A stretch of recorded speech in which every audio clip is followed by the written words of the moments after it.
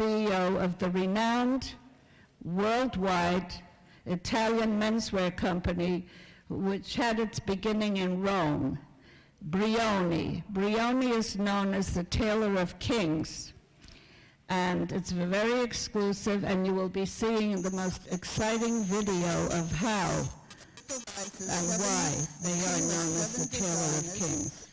Mr. Broaden was a native New Yorker who attended and graduated from FIT.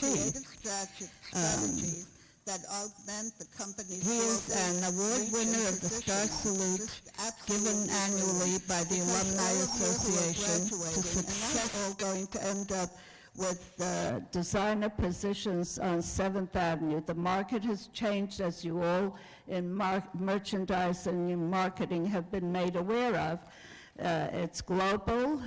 China's doing our manufacturing, and many of the other countries. So that you have to look for other avenues to look for positions, for jobs that you can use your education from FIT and to be in creative positions. And Playboy Enterprises is one that offers that. And last week we had Estee Lauder who also. So remember to follow through when you graduate, to visit, to call, and you were to get cards from me of Estee Lauder's guest speaker, remember? So come to room A639. I will give you all the help you need because you're entering a tough world in fashion, that is. Right? Mr. Aaron, are you ready? Don't be afraid. They're very sweet girls. You're an FIT man. You can take No, we need the tech person to come. I need to plug in the music. There's music on here. This is not here. She didn't plug it in? Oh, okay. Hello. Actually, it was so funny because last time I was here was 10 years ago. I actually stood on this stage for our actual fashion show, and it's kind of interesting. I'm here 10 years later, and I really don't feel any older than you guys, so that's kind of a good thing. So I'm here today to talk about I guess your future and what that means. Who in the audience here already has job offers? Does anybody have job offers yet? A few people. Okay, well, I didn't have a job offer when I graduated either. It took some time. So hopefully today I'm going to take you through kind of like some of things that I have done in the last 10 years that maybe, hopefully, will influence you and inspire you, because it's not what you guys think it's like. It's very different, and I'm hopefully going to give you some sort of reality check. Being at college, being at FIT, prior to that I was at University of Miami. Those are the best years of my life, but it gets even better. And I think the first few years is tough, and then after that it kind of like really gets a lot better. So let me just start my presentation, take you guys through what I have to talk about basically, and then we can talk after it's done basically. So what I want to talk to you guys about today is, well, you guys all know who I am. We're going to have a quick trivia game, kind of test your knowledge on Playboy. And I have some gifts to go through, like Playboy video game, cute Playboy t-shirt. I have some jewelry, Playboy comic book, and so forth. So that's why you have that little sheet with 1 through 6 on it. Then we're going to talk a little bit about licensing, because as Alice has mentioned, the world is changing, fashion is changing. It's not what it used to be about. And I feel that, I just want to share you guys of my own experience of being in the fashion industry and how my career has evolved. I'm going to take you guys through the Playboy brand, which is different from the Playboy magazine, yet inspired from the Playboy magazine. And I think it's a really interesting kind of story of how we kind of built the brand. And I'm going to take you through my career path, and then we're going to hopefully have some questions and answers. And then we're going to give you guys out, there's 6 winners of the trivia contest, which we will let you guys know at the end who won. So, so the objective of today is to show you a somewhat non-traditional career path that sometimes can offer the most exciting and creative roles, which hopefully you guys will see from what I do at Playboy, and hopefully inspire you to broaden your scope in your own future careers. So trivia questions. Does everybody have these little pieces of paper? Okay. Who doesn't have these little 1 through 6 pieces of paper? All right. Maybe Tracy, do you want to just like, maybe pass that out? Okay. So I'm going to test your knowledge. And I have to disappoint the people in the audience who are here, who are expecting me to show some nude pictures of nude girls and so forth. It's not going to happen today, so. But we have a website. Okay, so question number 1. What best describes a Playboy brand attributes? A, fun, B, sexy, C, aspirational, or D, all of the above?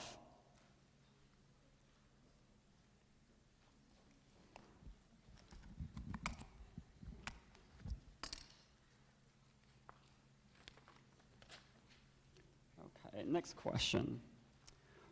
What category to date has Playboy not licensed? A, clothing, B, bags, C, stamps, D, paints.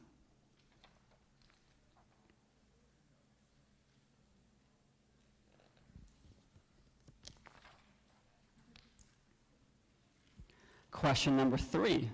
How many licensees does Playboy approximately have? A, 1 through 40, B, 41 through 80, C, 81 through 120, D, 121 plus.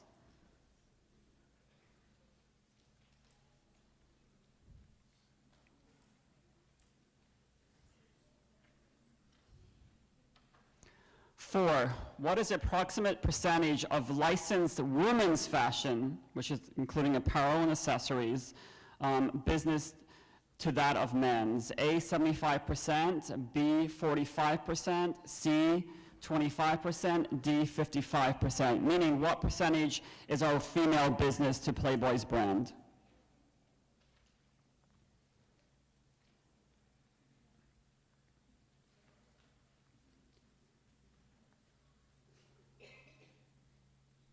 Okay. 5, where did Playboy open its first freestanding boutique? A, Melbourne, B, Tokyo, C, Hong Kong, D, Dallas. Sorry, Dallas, Las Vegas. Dallas on my mind. Did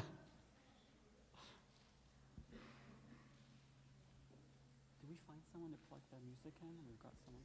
Just got perfect, okay. That's okay, it's my fault. 6, where will Playboy open its first Playboy club and casino in over 20 years? A, Macau, B, Las Vegas, C, London, D, Atlantic City.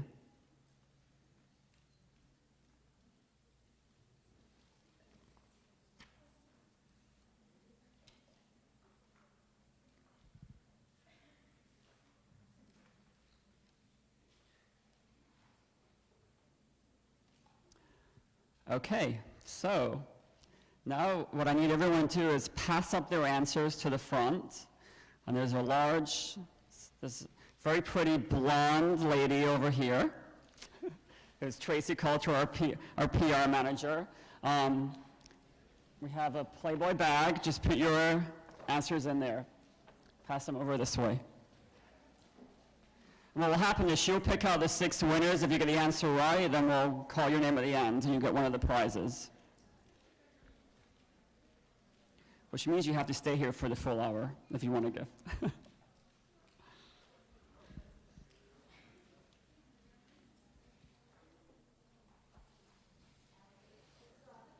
Okay.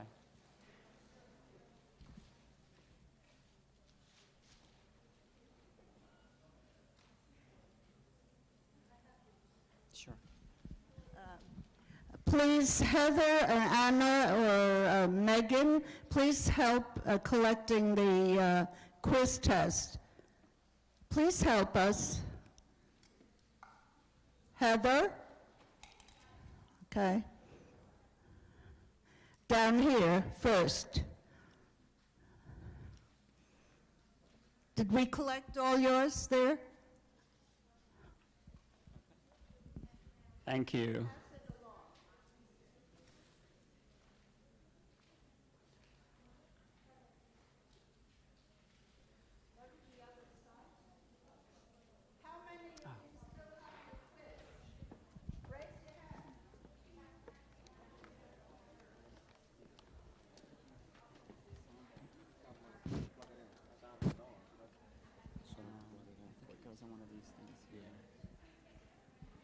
Okay, so so I just said at the end of the presentation, we'll announce the winners. Okay, so I just want to explain to you guys really briefly what a licensor is and what a licensee is. As you saw in one of the questions that asked what a licensee is, in case you guys don't know, because this is a really large business. What a licensor is, it's Playboy. Is someone who has granted a license, principally a private party doing so, such as a business granting someone a license to sell its product. Okay, basically what it is Playboy owns a right to its rabbit head trademark and the word Playboy and 50 years of archival art. We will then do a deal with somebody to put our art and our logos on a certain category, that being the licensee. And actually Playboy has probably definitely over 121 licensees, so it kind of answers that question. And basically we do contractual agreements with our licensees. It's our jobs in the creative department is to give the creative vision for the brand and also manage our licensees from a creative angle. We approve all the concepts and all the product. We work very closely with our licensees' design teams. So basically the business people get together, they do a deal, business person from Playboy does a deal for apparel with a potential licensee. These licensees are experts in what they do. That's why Playboy licenses, because Playboy is a media company. It knows it doesn't know the fashion business, but yet it has a great brand, it has great brand recognition, and therefore it feels that it has value to offer, and also has consumers out there that want to wear the Playboy logo. So therefore we will then do a partnership, like Playboy licensor, do a partnership with another party to produce, design, and manufacture product and sell it into the retailers, and then we make a royalty from that. And many, many businesses do that model, all the way from Gucci all the way down to Playboy and brands that sell into Walmart and Target and so forth. It's really part of the fashion business model today. And to be very frank, it wasn't something I ever imagined I'd ever be working in. But the business has changed. And I'm just waiting for the music, so I'm gonna just to put it in, okay. So I'm gonna show you guys a quick video, it's like 2 minutes long, just to kind of show you kind of the things that Playboy has done in the past couple years. And we actually developed this video for internal business meetings that we were having. And I think it's going to kind of give you guys an idea of where the brand has gone. It's not your father's brand. It's really a brand that targets young men and women, 18 to 25 is our core business globally. It's mostly a fashion brand. About 75% of our consumers are female. And it's really growing very rapidly year after year. And I'm not sure if the music's on, so let's plug it up and see.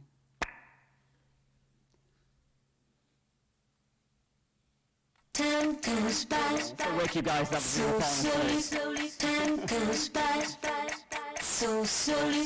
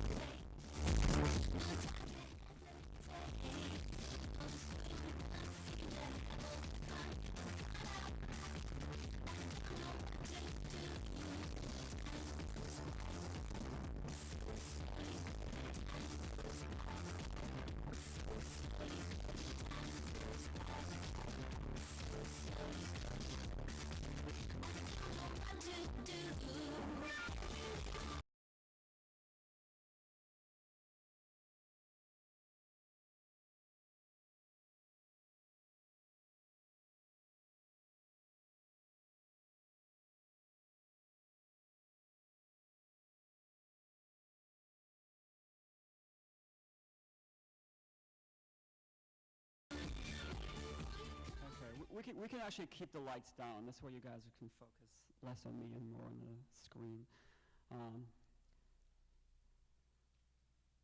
So how do we get there? How do we create this brand? Well, this brand was created over 50 years ago by Hugh Hefner, and I think, you know, as I mentioned earlier, the magazine and his lifestyle is kind of the soul and the heart of the brand. So it's really up to creative people to take the essence of that and create product and use that essence to create product what people really want to wear.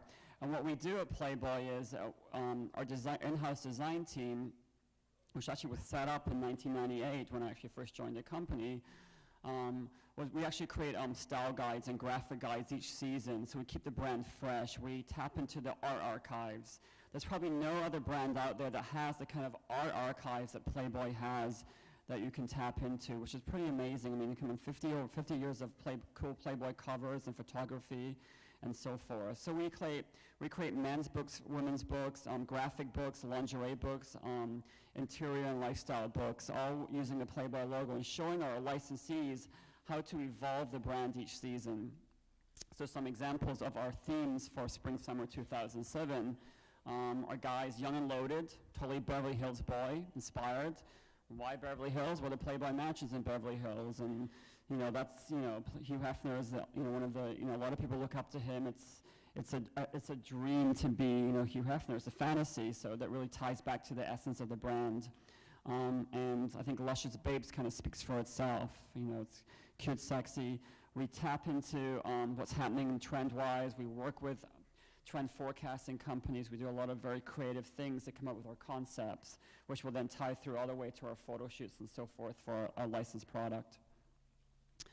Some of our illustrations, actually the person that does these illustrations is actually an alumni at FIT. So again, kind of taking our concepts and bringing them to life, and then we kind of use these tools to sell in our seasonal themes and direction and show our licensees how to use the graphics on product. And here's just some examples of some of the graphics that we create, using some of our archival art from old photo shoots of Playboy, all the way to whatever's trending, the whole beach Hawaiian theme, show-off theme as we call it. As you can see in here, the rabbit head patterns in there. For us, we're not subtle. Playboy is all about the logo. That's what people identify with. It's, I always use this kind of analogy. It's like you think about Ralph Lauren, goes all the way from paints to Purple Line. Well, Playboy goes all the way from Zippo lighters to barware to home furnishings, all the way to Playboy's higher-end Icon collection, which is in a lot of our retailers globally. A lot of our artwork ends up in our stores. This is kind of like for Valentine's, our Las Vegas store. These are some of the other things that we do as a creative team. We work with outside vendors to create Playboy booths. This is for Magic. This is for some trade shows in China. This is for Bread and Butter in Berlin. It's really amazing the kind of things that you get involved with nowadays. It's not just drawing pretty pictures of pants and T-shirts. It's really working on developing booth designs and store designs and how do you broaden the brand's appeal and how do you sell the brand. I think that's really key. I remember talking to people when I was first graduating from FIT, and many people would say to me, I really don't want to do sales. I don't want to get into this. I don't want to have to sell anything. Well, I have news for you guys. If you guys, even when you're going to be in design, you still have to sell in your designs. So it's really important that you have that kind of know-how how to sell product. And this is a good way this is the way of how we sell product at trade through our trade shows. But you have to know how to talk the talk if you really believe in your product. In order to bring our products to life, a lot of retailers say, well, what is Playboy product? We don't get it. You just, the Playboy to us is a magazine. And it is, and it is the soul and heart of our brand, but then we also take that essence of that lifestyle, which many brands make up, and we actually have a true brand, and we actually kind of show them how it comes to life for Playboy, for fashion. And these are just some examples of our Spring/Summer 06 photo shoot that we actually co-op and manage and put together for our licensees. Obviously, this was done in the studio. This ties back to our theme, but you can see it, how the logo's used and the sexiness of the brand in some of our bathing suits. jewelry. And I think it's really interesting to think about, and I'll talk a little bit about this later, is about this brand targets men. This brand is all about men. It's about Playboy TV, it's about Playboy magazine, it's about Playboy.com. But yeah, 80% of our business is bought by, 75% of our business, okay, is bought bought from, females buy our product, they buy our shoes, our bags, and so forth. So it's quite interesting how you can turn something around and change the perception.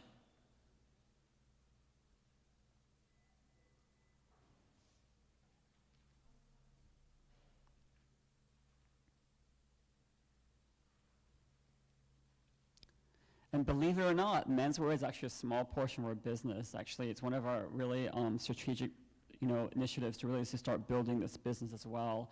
We really felt that we wanted to launch with women's wear because we felt, we can make more money from it, but women are also more apt to change than men are when it comes to fashion, so it makes the turn of the product life cycle is much faster, and the revenue can be higher, which is some of the examples.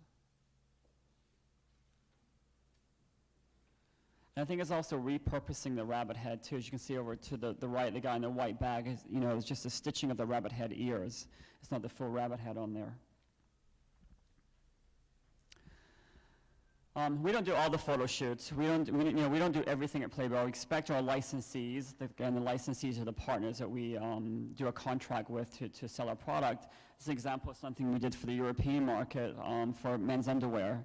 I think it's quite masculine, taking place in a boxing ring and so forth. But again, it's I think it really evokes the whole Playboy feel. Of course, lingerie is a natural for Playboy. When you put on women's lingerie, what are you going to feel like? You're going to feel like a playmate. You're going to feel sexy. Your guys are going to love to see you in here. We have actually 2 ranges of that. We have a white label lingerie, which is a more foundation business, which is a little bit more upscale. It's lacier and racier, and it's satin and silks and so forth. we also have a pink label line, which is more like pajama party cotton-based product as well. Just to kind of show you again from a creative angle, if you're going into fashion marketing, that we use our photo shoot imageries in a different manner. These are examples of advertising Playboy. These are billboards in Galeries Lafayette in Europe.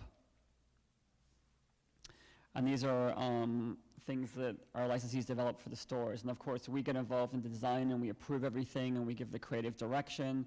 They use the images that we shot and so forth to make sure there's global consistency. It's actually a billboard in Taipei. And that's actually a billboard in Las Vegas.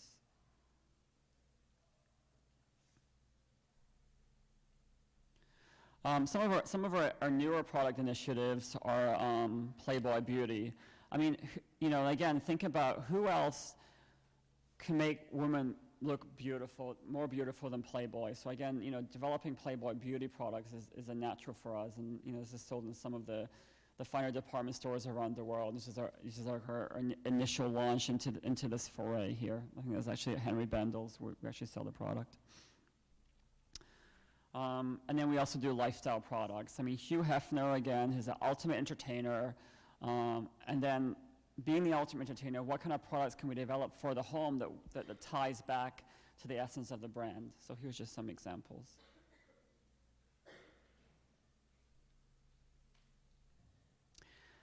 And I'm sure if you talk to your parents or even your grandparents, that in the old days, Playboy actually had, before even my time, Playboy had clubs and casinos, and it was a quite large revenue generator. But now it's going back into this business again. We're actually opening our first Playboy club and casino at the Palms Hotel in Las Vegas, which will open in September. And it's going to have a club, disco, a casino, lounges, bars, restaurants. The actual nightclub, the roof opens up to the skies on the very, very top floor. There's going to be Hugh Hefner Sky Villas. They come around for like $25,000 a night and so forth for high rollers. This is just the actual rendition of the actual building. This is the actual rabbit head being put up. It's actually up on the building now. And again, it's such a natural tying back to our history, but just to kind of show you guys, like, I was a menswear fashion designer, and now I'm working on developing product like this and working with architects and developing a casino and club, and it's just so interesting, like, where you end up is not where you really think, as you're sitting here today, is going to be complete opposite of what you ever imagined, but yeah, it can be just as exciting. Some other things that I mentioned earlier is we started a higher end range called Playboy Icon. It's very hard to see here, but this is our branding tools and our labels. So again, it's not just designing the product, it's also figuring out how to do sub-brands and being really, innovative on how you can expand the range of Playboy products, but also how to do different levels of product tiers, which many brands do today. There's brands that sell in Bloomingdale's, they also sell in Target. So I think, you have to be open to creating sub-brands. And here's just some examples of our higher-end evening dresses that we do, which range from like $500 to $1,000 US. As I mentioned, it's not just a product, it's also creating the branding. This is actually an initiative that we had, is creating a whole Playboy vintage t-shirt line, which actually, these are some examples. These are all like limited edition series we did for a UK retailer called Harvey Nichols, which is kind of like the Barneys of the UK. And here you see Playboy t-shirts mixed in with Dolce & Gabbana and D-Squared and so forth. And of course we incorporated the Playboy bunnies as well at the opening party.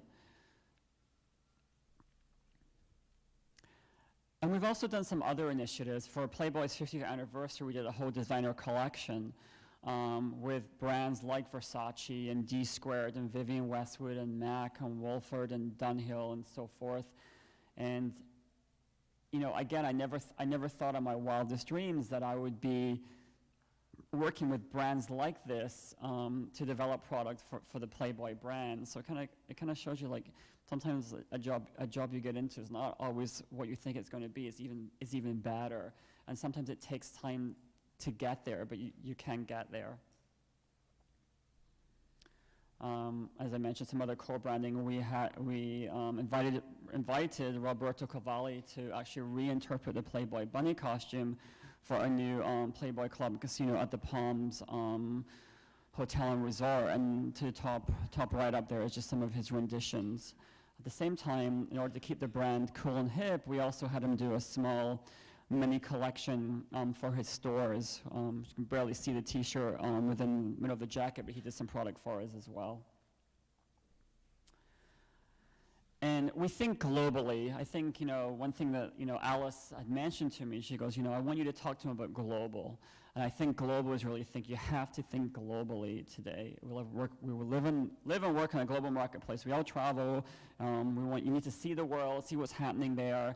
The same way of thinking about business today is, how do you export your brand globally? What do you need to do that? You have to create a cool factor.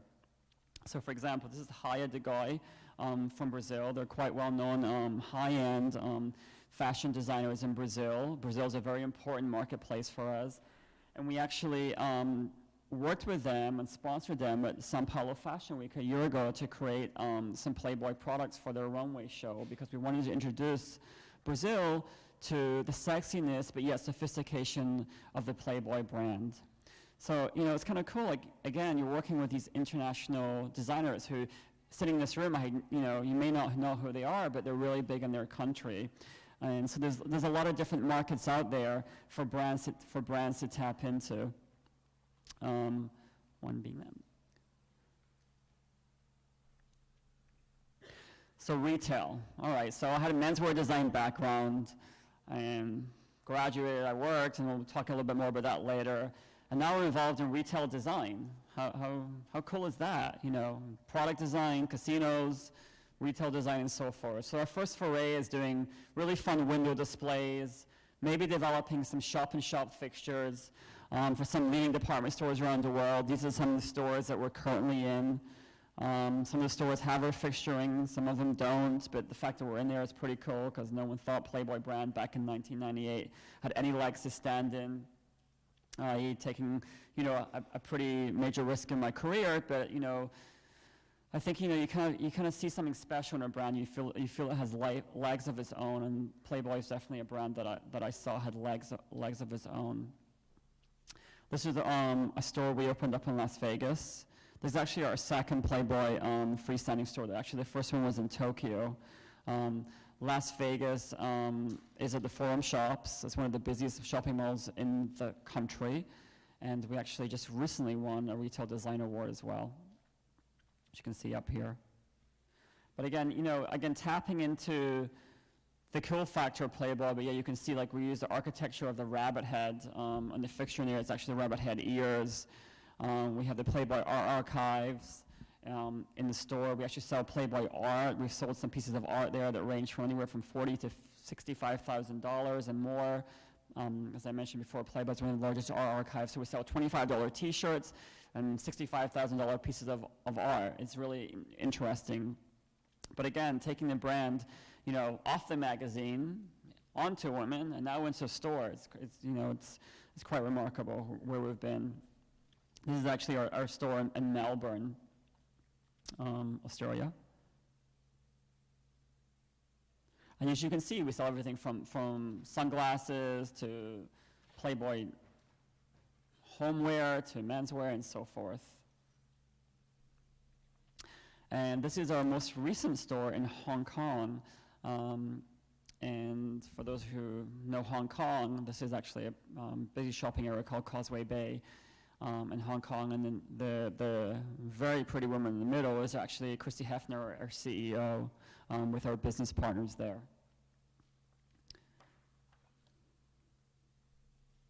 And just some other elements.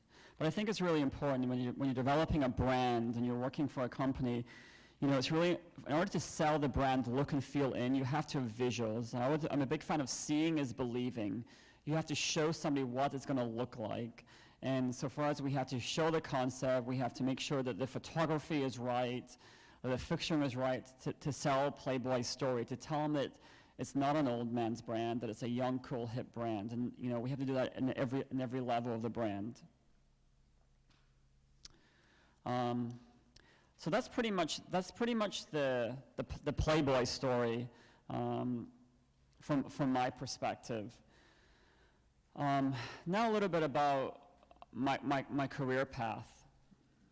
I think it's pretty much a non-traditional career path. I kind of started my career actually even before JCPenney and Saks Fifth Avenue. Actually, I graduated from University of Miami with a business degree, worked in England for a year for a big retailer there. I came back to America, liked fashion. Don't ask me how I ended up at JCPenney, but I did. Obviously realizing that I really didn't belong there.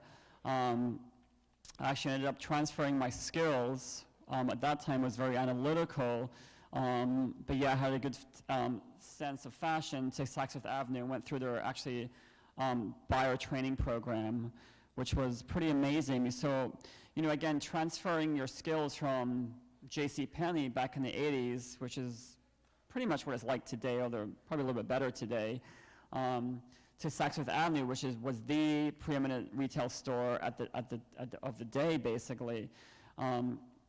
An analogy I use is I think, even if you work at Walmart today as a fashion designer, I really believe that you have good taste and good sense and understand the marketplace, that your skills can be transferred to say, Louis Vuitton or Donna Karan or what have you. It's all about how you envision how the marketplace works. And I think that's how it is today. People are trading up, they're trading down, they're mixing things up. They're not scared to go drive up their Mercedes-Benz to Walmart or Target and buy a T-shirt and mix it with a pair of Jimmy Choo shoes and Dior bag and what have you. So I think you should be really open to different ways of looking at how your career path is gonna happen.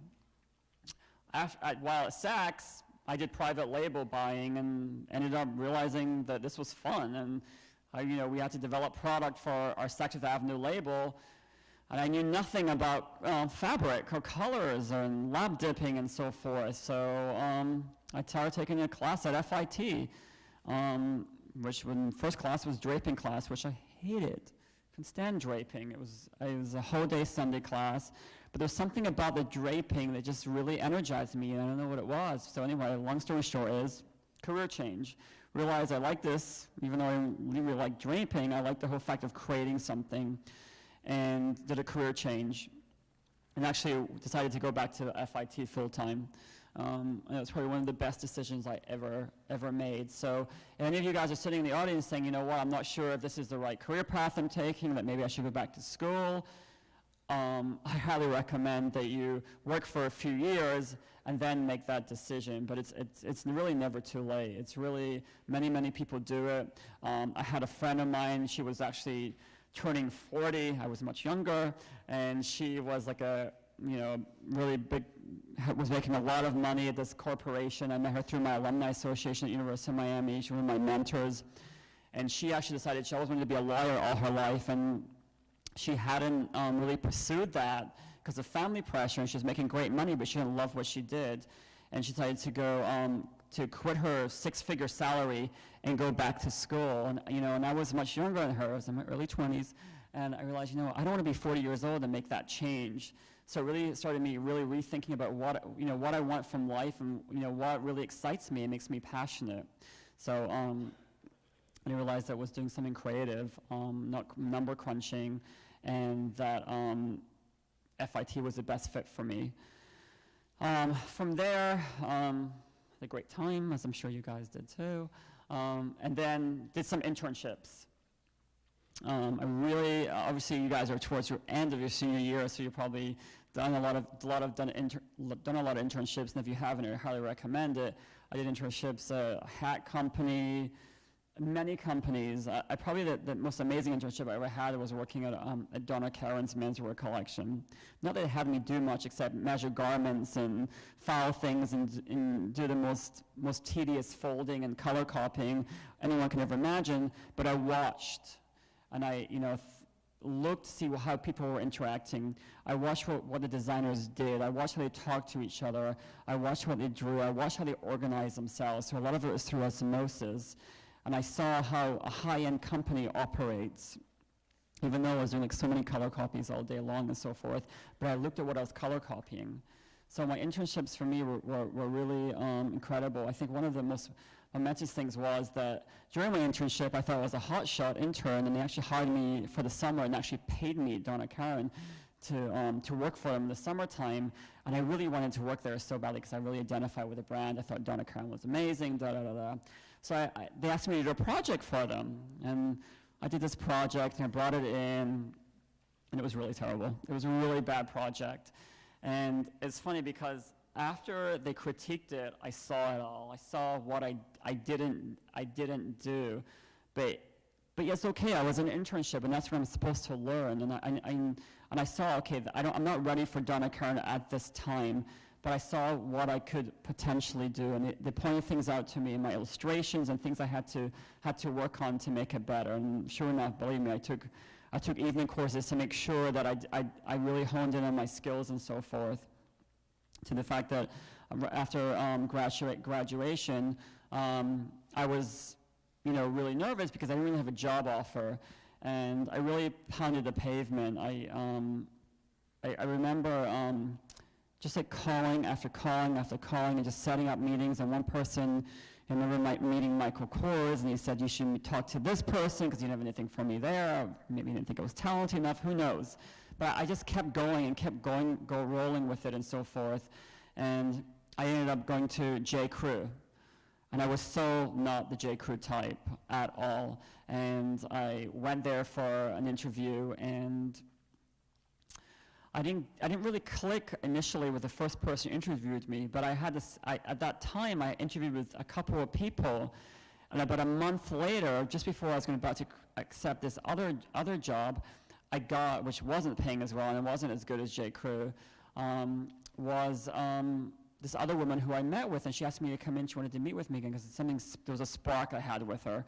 Anyway, long story short, I ended up working there. I got the job and so forth. Again, not a place that I ever expected to work at, but yeah, I learned so much about the business, about mainstream business. I wasn't the kind of person who graduated from FIT and thought I was going to be this really huge high-end designer. I knew I wasn't going to be that kind of person, you know, because there's not that many people out there who really make it. And I wanted to make money. I wanted to make money. I wanted to enjoy what I did. I liked the fashion industry. I wanted to figure out how I can use my creative skills and make money, basically. And I figured I'm on my career path. I went back to school. I have 2 sets of student loans to pay off. And so I needed to make money. All my friends at that time were making a lot more money than I was, and they were doing things that I wanted to do. But I really enjoyed what I did. And at J. Crew, I was there a few years.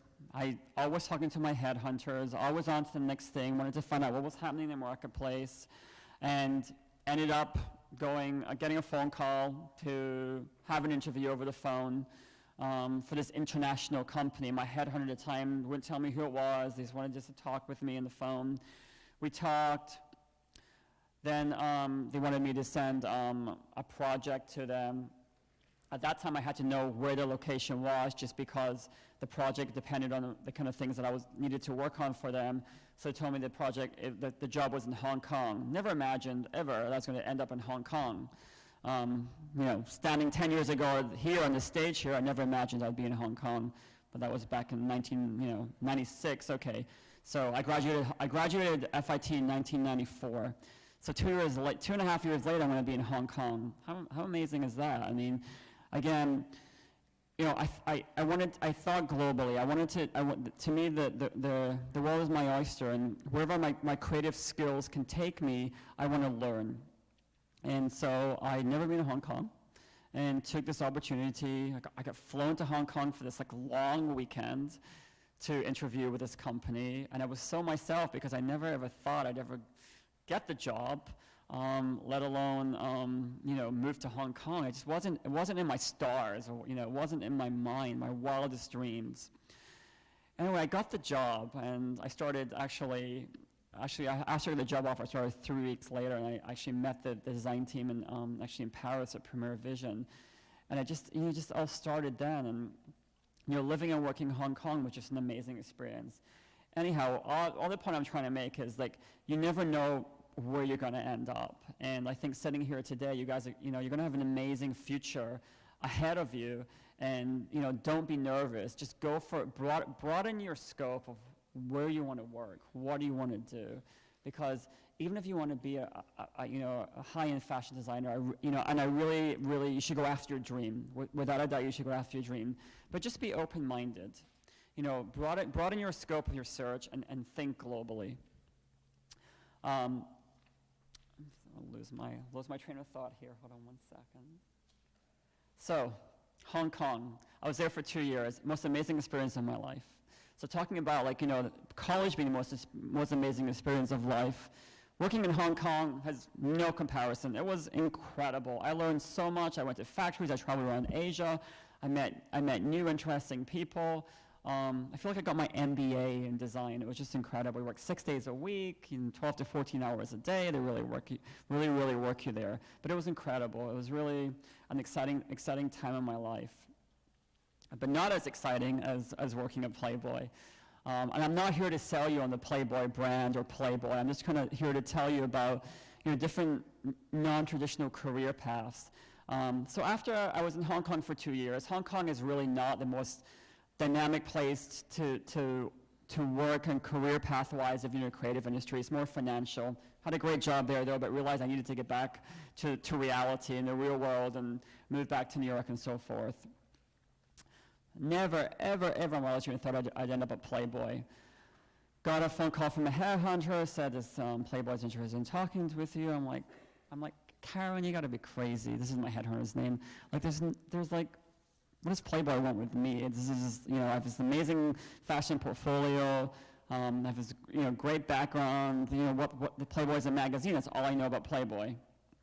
Anyway, I decided to meet with him. I had another job offer on the table. traditional, typical, where do you go next kind of career, creative kind of path.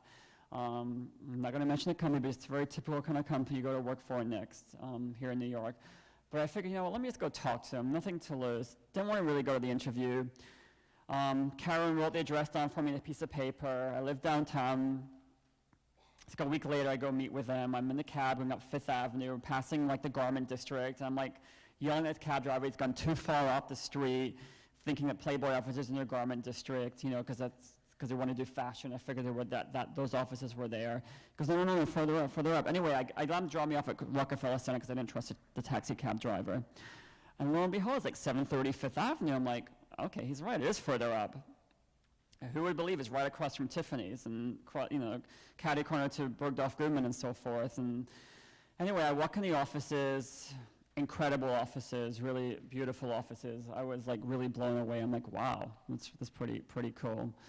My future boss at the time, I walk into her office. She has beautiful offices. The people working there were just not what you expect from Playboy. Just very professional, very cool looking. And I walk into her office, and she's like head to toe in Prada. She looked amazing. I just look at her. I'm like, oh, I like your offices. And she just looked at me, and she's turned around and she goes, you know what? I just sit here all day long and just like look at the windows of Bergdorf Goodman and just call them up and tell them I want this, this, and this.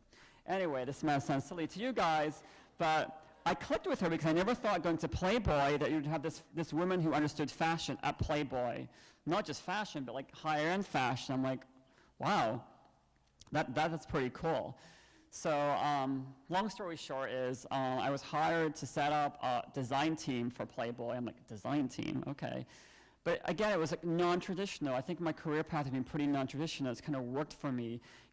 Find your niche basically in the marketplace and your skills and your talent. I had really strong Asia skills. Playboy was looking for someone with very strong Asia skills, and it just kind of it worked for them. And 50% of it is not just your skills, but it's also your personality. You have to gel with your bosses. Now, it took me 10 years to get a good boss.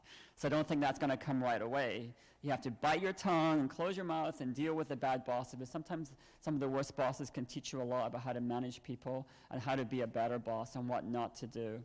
So Playboy, I've been in Playboy nearly 8 years now, and it's been a really amazing ride for me because we've gone from sitting in meetings back in 1998, 99, people were telling us, like, no girl's ever going to wear a Playboy t-shirt. No one's going to have a Playboy branded product. Your brand's an old brand, it's a dead brand. And I think when somebody tells me that something is not possible, that it makes me even more hungry to really tell them, really prove them wrong. And I really, if anybody ever tells you something is not possible, anything and everything is possible. It's all the roads that you take and the angles that you can figure out how to make it work, but anything is possible. So don't ever let anyone tell you something is not possible. We heard that time and time again for retailers. Anyway, long story short is that I started off as design director. Today I'm a senior vice president and creative director over many different businesses at Playboy, but the brand has really grown and I have really grown as a person. And as you can see, some of the things I've worked on, coming from a menswear background to majority women's business, but things evolve. So don't be scared. Take risks. Really take risks in your career. You guys are young. You can afford to take risks. So what if you're making $30,000, $35,000, and then you take a job that takes $30,000 next year? If you're going to get great skills and you can transfer those skills, which most of you guys can, into your next job, then do that. Sell out to Walmart. Who cares? They're going to you'll make great money. You have great skills. You're working with like huge volume. As the businesses change, many different brands are going to want to tap into your expertise. So create your niche. And this is not just for designers. This is for marketing people. This is for sales people. This is for different things. Rules just don't apply. There's no rules nowadays. Everything's just tossed up. I really believe if you're not going after something, somebody else is going after it. So if you really want to go after something, you really just give it your all and go for it. You'll really achieve something that way. And broaden your scope. As I mentioned through my presentation, you have to really just broaden your scope. Do all the angles. See where your cards fall. You don't have to accept positions, but take the interviews, go in, because you never know what the job's going to offer you. You never know the potential. You never know if you're going to have a great boss. So, really like broaden your scope. Take the interviews that you don't want to go on. It's great experience just to like interview with somebody. You may click with your future boss. You never know. So it's really worth to broaden your scope. If you have an opportunity to work overseas, if you have an opportunity to work for a global company, I say do it. It's the most amazing experience of your life you're ever going to have. If you work for a domestic company, expands overseas, and ask them, and you get the opportunity to work overseas, I say do it. You guys are only young once. You make great business contacts. You see the world, and then you're much more competitive when you get back to the place, because a lot less people can compete with your global experience. You have to think of the business today. Business is really, really important. You have to make money. You can't design product that's not commercial, no matter at what level. There's a lot of public companies out there. There's a lot of small business out there. People want to make money. You can be creative making money, but you have to think about the business first and then art second. And I think if you have passion, I think passion, for me, when I'm interviewing people, it's so important, to see that passion in your eyes, to see that hunger, because passion will really set you apart from other people, and it shows. It's not something you can teach somebody. If you're passionate about something, then you should really, really, really go for it. I think besides the passion, you should also believe in yourself. Perseverance, don't give up. Just keep, hitting and hitting. If it's a company you want to work for, keep in touch with them. Keep going back year after year and see what's out there. But broaden your scope. Don't just keep things narrow nowadays, because the industry is changing. It's already changed already, guys. I mean, the industry has totally changed. It's a different world out there than the same world when I graduated, even much more global. And I just think you guys need to just think global and broaden your scope. And just, one thing to leave with you guys is something that we talk about at Playboy is live the life you love. Love the life you live. And I think you should do that, work through all your, not just your career, but your personal life as well. And enjoy what you do. And that's it. Let me turn that up.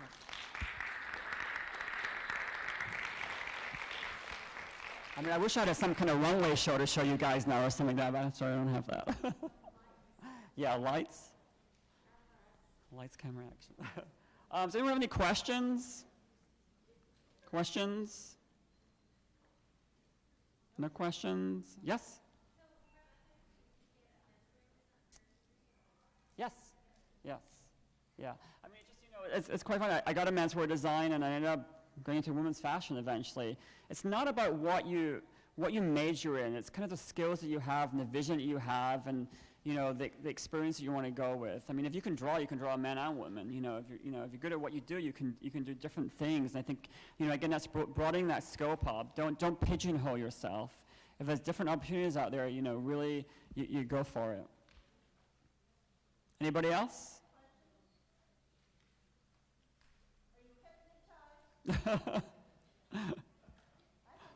Yes?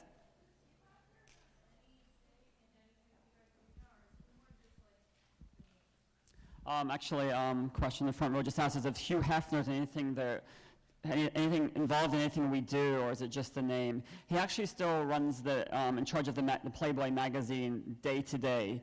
And actually, I probably meet with him about 2 to 3 times a year. And basically, we kind of show him, for example, the Playboy store designs. We had to show him that for him to sign off on that. And we showed him our concept designs after we had spent all this money getting it done. So of course, if he had any changes, we'd have to make the changes. But what's amazing about him is that he is a creative guy, and he totally gets it. He may be 80 years old, which he is, but he still has a very smart mind, and he asks creative questions, which made me feel very comfortable that I could answer. He wasn't just asking questions because he's the boss. He actually answered really good questions, and we got our concepts approved. But so he is involved in the business to a certain degree. But his daughter, Christy Hefner, runs the business. Yes. My name is Abby. I'm just wondering, how do you maintain the brand image in terms of like the different licensees? It's still like business out there, and everyone's Yeah, Abby?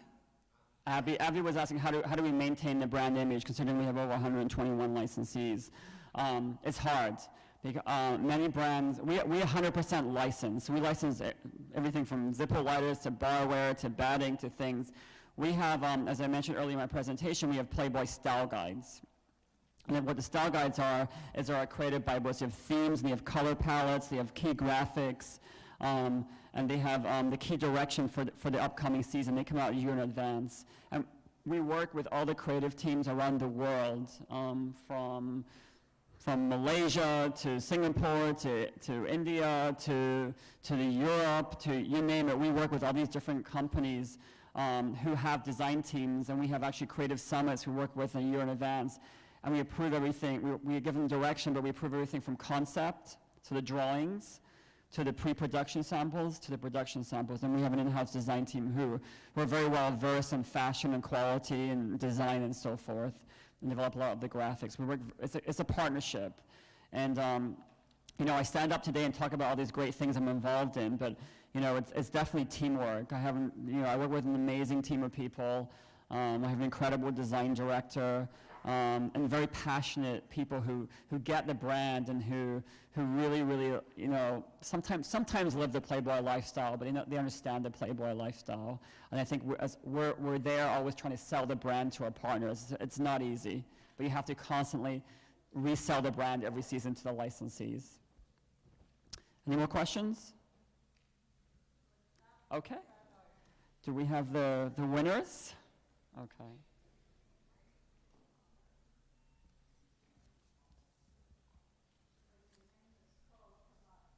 Okay, we name us call to come up and just.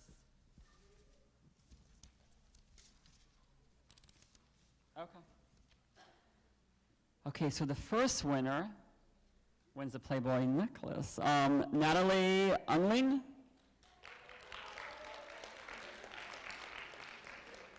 Come on down, your next contestant, the price is right. Here you go. Okay.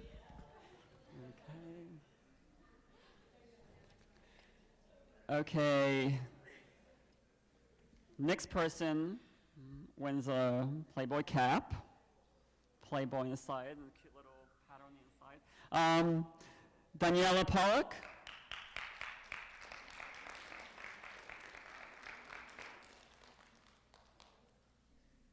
So I guess you guys know all the answers by now. I think I went through that, but anyway. What best describes the Playboy brand attributes?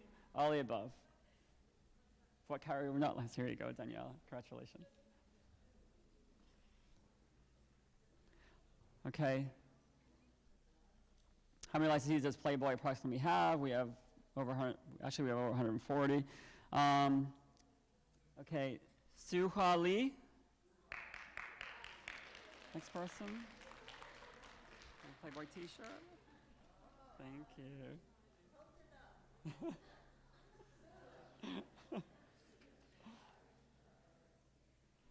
Okay, what is approximate percentage of licensed women's fashion business to that of menswear? So women's is 75%. And the winner for that is Yoko Yasuda. Where's Yoko? Is Yoko here? Yoko? No Yoko? Am I saying this right? Yoko? Okay, going once, twice. Okay, do we have a replacement for Yoko? Lauren Zabkar? Lauren here?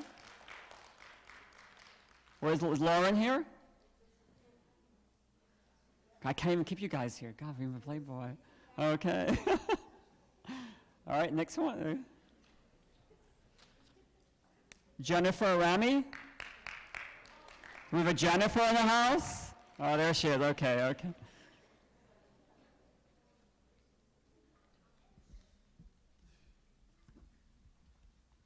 Jennifer, you won Playboy little stationery.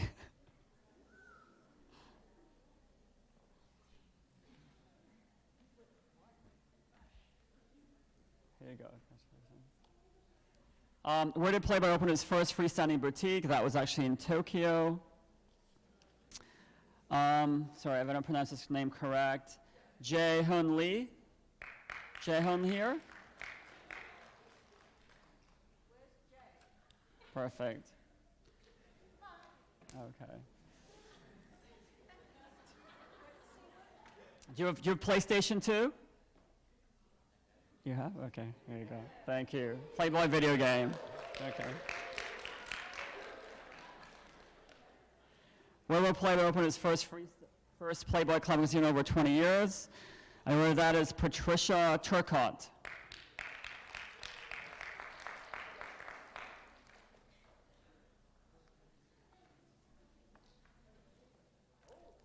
Playboy book.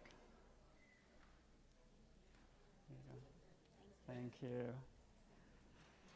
That's it, guys. Have a good day. Bye.